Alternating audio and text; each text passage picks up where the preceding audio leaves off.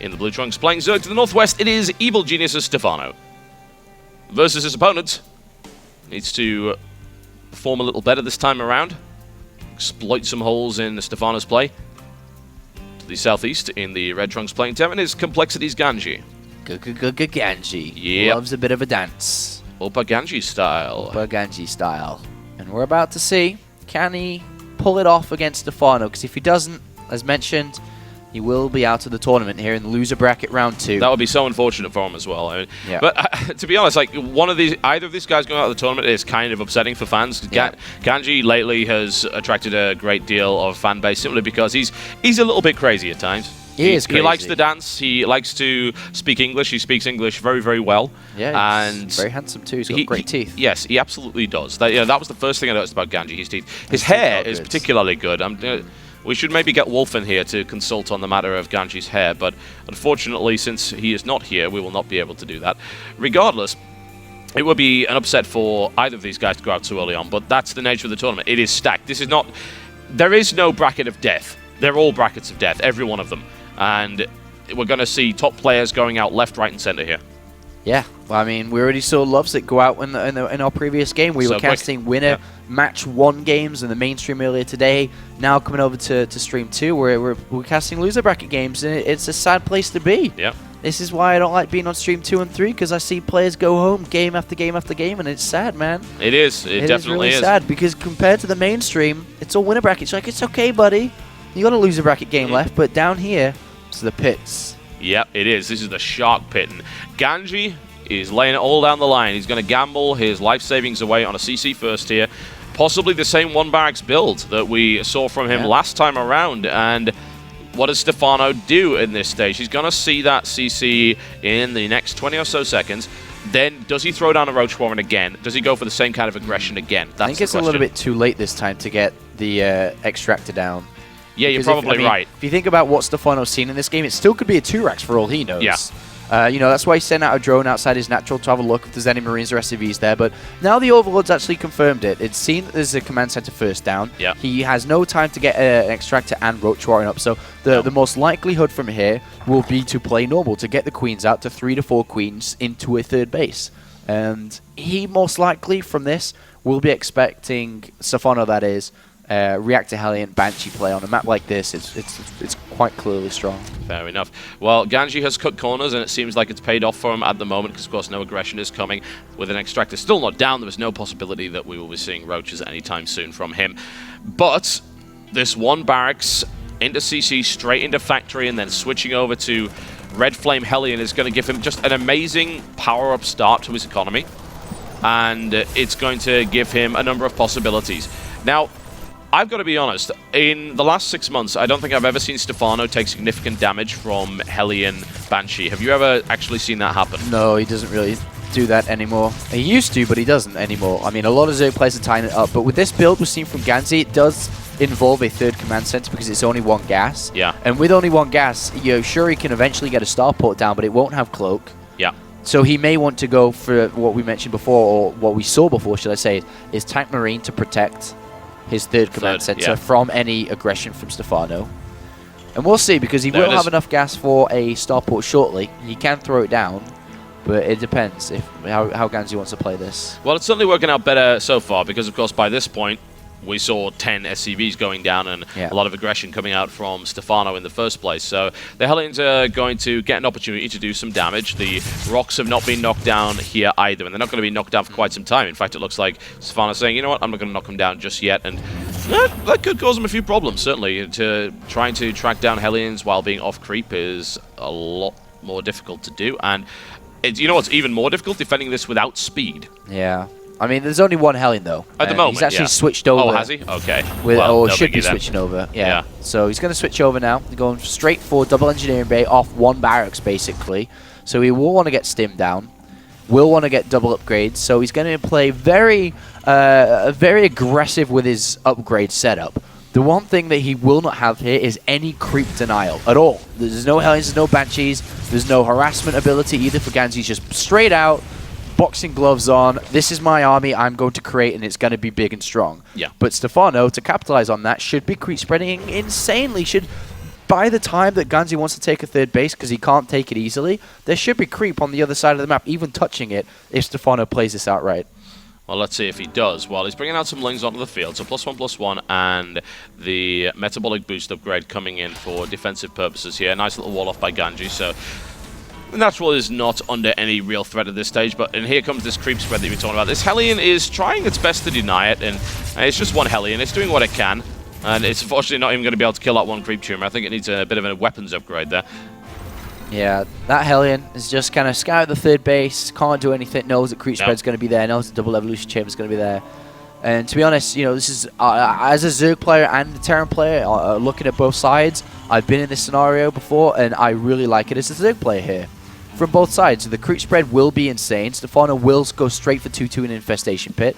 There's no harassment available, but on the plus side, is GanZi's attacks are going to be a lot stronger. He's going to have 2-2 a lot faster in this game. Yep. He may not have the army size out initially early on because he's put all his money into upgrades, but very shortly he will be able to take a third base as Stim and 1-1 nears completion, as he's now killing the rocks. And he will look most likely for a 2-2 timing because the upgrades are so fast. It'll hit before Stephano can actually get to Hive or anything along those lines. That it will. And GanZi is now just going to have a look outside of his base, see what he can find here. Just picks up an errant Ling. This creep spread is starting to get ridiculous. Yeah, that's how we should be playing this out. Yeah. Like, there's no Hellion, no Banshees. He should have creep spread by the third base as fast as he can. Yep, and that's exactly what he's doing. He's pushing currently in both directions as quickly as he can. Has a Queen dedicated to doing just that. And of course, the ability to spread via these creep tumors as well.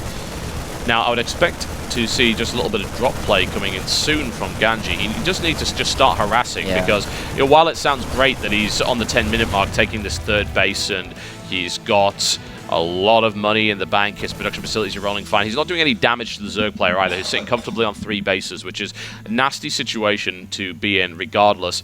Yeah. Because he could come at you with all sorts of different nasty little things.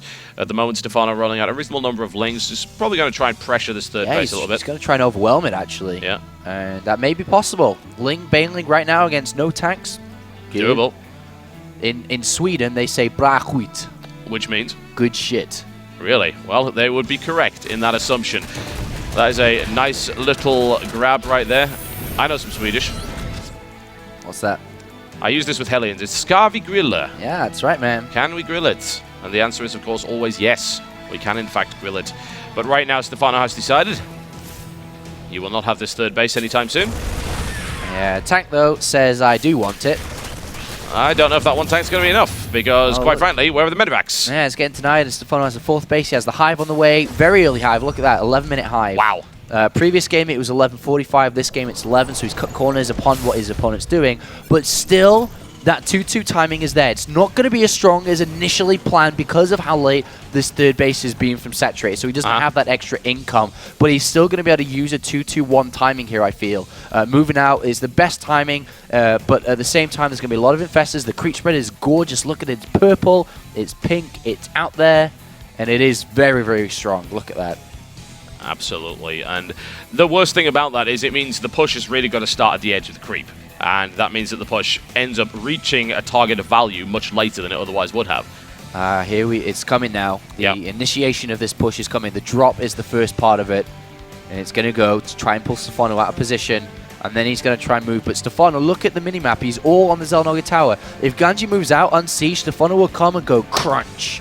And will kill everything. Stephano's map vision is actually ridiculous. Like on both sides of the map, he's completely drop proof, assuming that he just doesn't decide to completely ignore it. And actually, like, to the point, this drop actually could do some damage here, yeah, because all the Lings are moving out. I think he's just saying, screw it, I'm going to kill this army, like right now. Yeah, and that Fungal's going to be a really, really good start to it as well. The tanks were not deployed in time, and this looks like a complete overwhelming attack here. The Banelings connect in a huge way, and Stephano doesn't care for your drop. Yeah, that's exactly right. I'm pretty sure he saw it, he just didn't care at that time.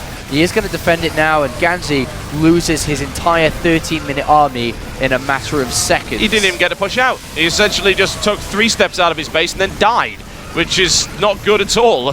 That's, I suppose, a Stephano style of crushing it, and he did it pretty well. But what I've got to say at the moment is GanZi actually does have the supply lead. There's not a lot of army on the map. It's just Lings right now. Yeah, and GanZi, is he going to stim and try to get up to the 4th base before Stephano can get out more units, because he's making the switch over to Ultraless here, and he is going to try and do it, but I think there's going to be Infestors. No energy! Oh, well, no, there it is. There it is, 1 energy. The Medivacs are out of position again. GanZi's Medivacs are the worst Medivacs, and he is being pushed back completely. Stephano will launch Infested Terrans, but then was like, oh, crap. They're leaving. Oh, yeah, I guess. There's one Infested is trying desperately to peddle its energy up. There was actually one there, but he knows he can't kill it. But GanZi keeps making mistakes with these Medivacs. Actually, it's kind of frustrating to watch because he never has the Medivacs in the right position to actually heal through any of the fungals or anything like that. So either he's being overly cautious with them because he doesn't want to get them fungled, or he just has them out of position a lot. We saw this in the last game as well, and it doesn't help him at all.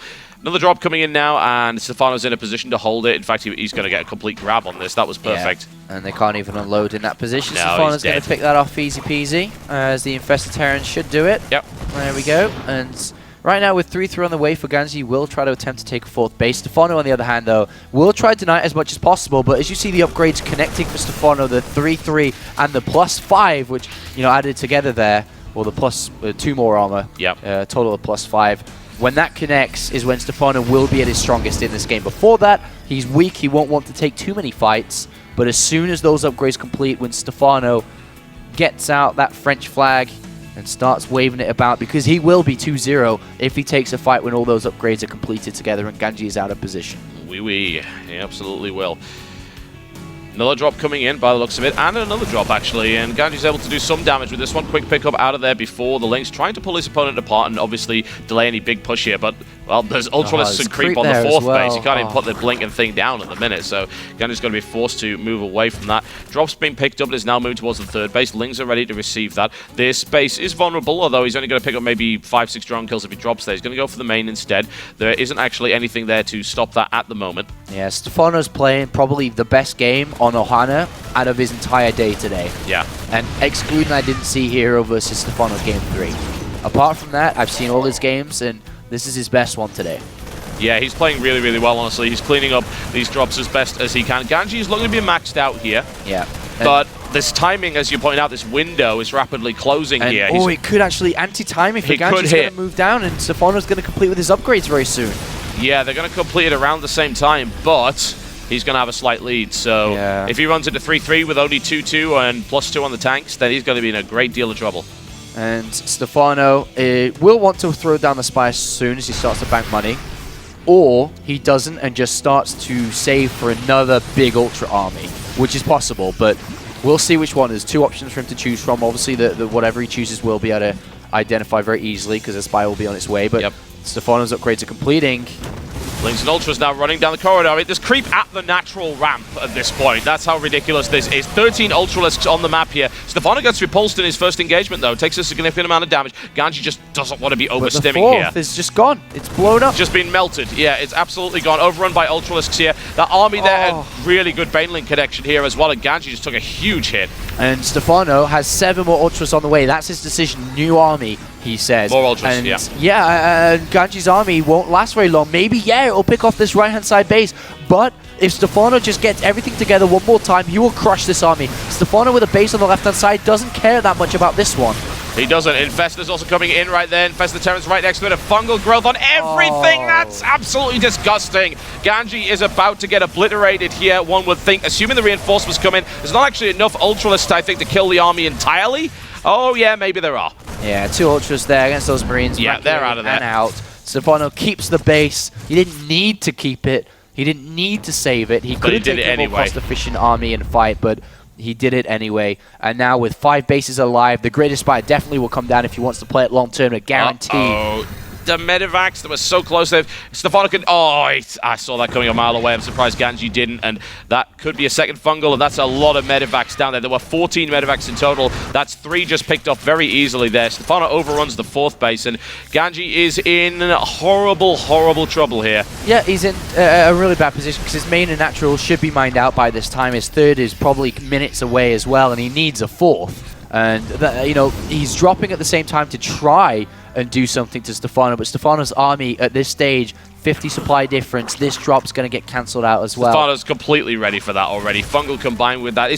Stephano makes this look ridiculously easy, honestly. He really does. He is all over the place, and GanZi now says, well, I've got to take this 4th base, but how can he hold it? And he's lifted up his main command center. That's the only option he has to take a 4th base, and it's not a good one because, I mean, he needs a planetary fortress on that base, and that drop goes down, and Stephano so close to moving on to another round in this loser bracket, having lost a hero a little bit earlier on today. Throwing away at this point seems unlikely, honestly. Stephano knows exactly what he's doing. He's waiting for the appropriate time, and he knows if he crushes the 4th base, he kills the army in the process, and that's it. I mean, we've seen players like drop the ball like this before. I think Life versus Flash is a big example. Walk your infestors away, they lose them all, then you're dead. Yeah. You know, there is still the option for GanZi, but is Stephano going to make that mistake? I don't think so. It just seems unlikely. Bling run by into the main base is going to start ravaging the reinforcements, and it's going to start doing significant production line damage here. And is GanZi seriously just going to try to base trade at this stage? And Stephano will immediately come around to fight that army. Definitely. Yep, as soon as he spots it on the creep, that's going to be 1 dead Ultra. 2 dead Ultras, again, that's not particularly efficient at all there for Stephano, but it's going in, the Fungal at the front. GanZi's got to avoid more Fungals like that, got to get the Great Concave, but I don't think he's going to be able to do that. The Infestors burrow right now, he doesn't have the firepower to stop this from happening here. The Ultralists crash through, and quite frankly, GanZi is looking deader by the minute. A huge reinforcement wave comes in, and there is the GG, and that, as they say, is that for... Oui, monsieur. Yeah. Who is next? Yeah. So Stephano gets that win, 2-0 over GanZi. Continues his streak against GanZi. I don't think he's even lost to GanZi before, but Stephano was looking shaky today, but 2-0. Yeah, that was a phenomenal piece of TvZ there from Stephano. So clearly he tightens up. It's unbelievable. He tightens up in the course of 1 game. He was looking a little dodgy on game 1, but game 2 was just perfect play across the board. GanZi had a couple of opportunities to do damage, but honestly, they were shut down so effectively that he didn't even seem like he had much of a chance there. That's right. So Stephano's story does not end here on Stream 2, but another game that's coming up for you right away, pretty